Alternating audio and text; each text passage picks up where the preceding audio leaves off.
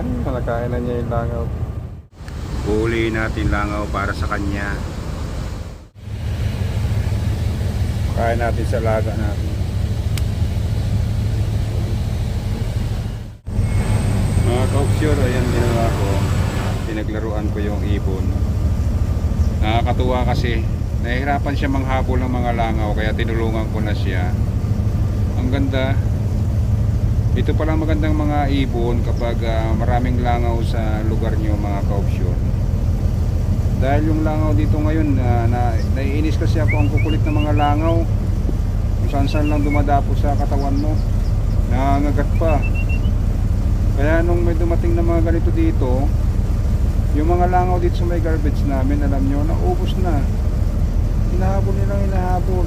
Ang dami na yan nila dito, mga kauksyor. Nakakatuwa ba?